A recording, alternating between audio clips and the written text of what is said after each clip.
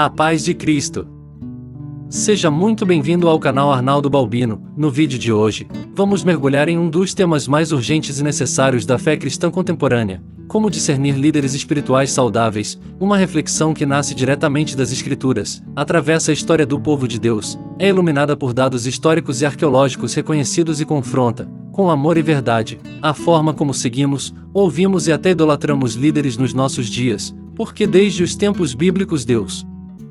sempre levantou homens e mulheres para conduzir o seu povo, mas nunca permitiu que esses líderes ocupassem um lugar que pertence somente a ele. Ao abrir a Bíblia em Atos capítulo 17 versículo 11, encontramos os bereanos, descritos como mais nobres porque não aceitavam a mensagem nem mesmo do apóstolo Paulo sem antes examinarem diariamente as Escrituras para ver se as coisas eram de fato assim, e esse texto nos lança diretamente no coração do discernimento espiritual, mostrando que a autoridade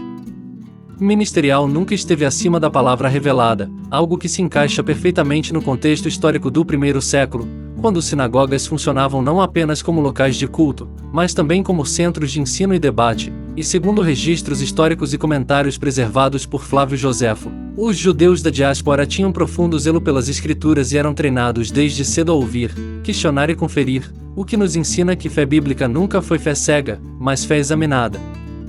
reverente e fundamentada. Ao longo da história bíblica, vemos líderes aprovados por Deus não pelo carisma, pela eloquência ou pela popularidade, mas pelo fruto produzido em suas vidas, e é exatamente isso que o apóstolo Paulo ensina em Gálatas capítulo 5 versículo 22 e 23 ao apresentar os frutos do Espírito: amor, alegria, paz, longanimidade, benignidade, bondade, fidelidade, mansidão e domínio próprio, frutos que não são dons espetaculares, mas evidências silenciosas de uma vida governada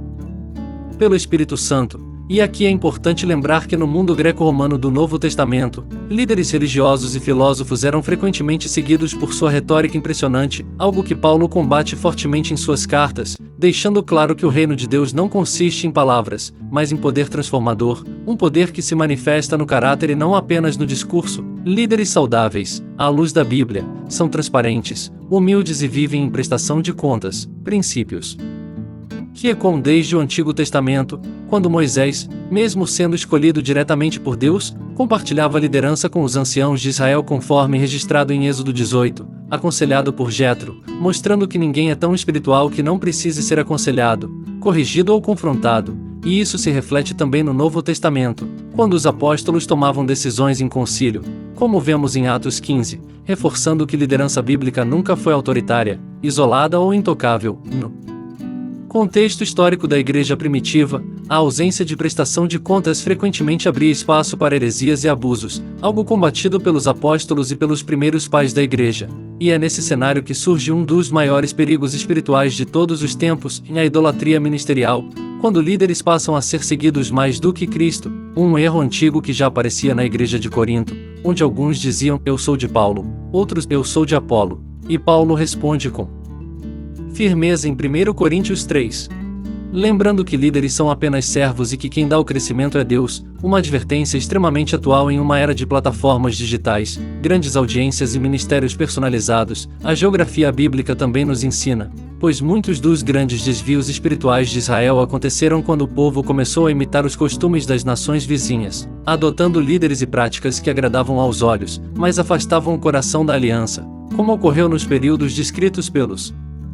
livros históricos, algo confirmado por escavações arqueológicas que revelam altares sincréticos e objetos de culto misto, mostrando que a idolatria nem sempre começa negando Deus, mas substituindo sua centralidade. Discernir líderes saudáveis, portanto, exige que Cristo seja o centro absoluto, conforme ensina Colossenses 1, porque quando Cristo sai do centro, o líder inevitavelmente ocupa esse lugar, e onde um homem é exaltado além da medida, a verdade começa a ser negociada, o pecado é relativizado e a palavra é usada fora do seu contexto, exatamente o oposto do que vemos nos bereanos, que examinavam as Escrituras, ou no próprio Jesus, que constantemente apontava para o Pai e não para si como figura independente. Líderes bíblicos conduzem pessoas à maturidade espiritual, não à dependência emocional, ensinam a palavra com fidelidade, não a si mesmos, e vivem de modo que sua vida confirme aquilo que pregam, pois, como afirmou o próprio Cristo, pelos frutos se conhece a árvore.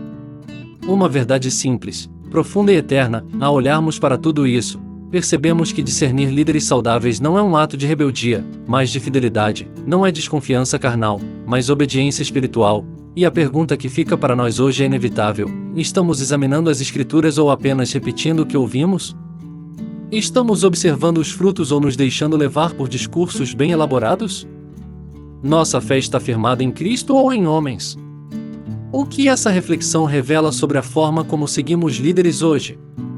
Como temos reagido quando a palavra confronta nossas preferências? Estamos ouvindo a voz de Deus ou apenas ecoando aquilo que nos agrada? Se essa mensagem falou com você, deixe seu like, compartilhe e participe nos comentários. Inscreva-se no canal Arnaldo Balbino para não perder os próximos vídeos e ative o sininho para receber todas as notificações. Que Deus te abençoe.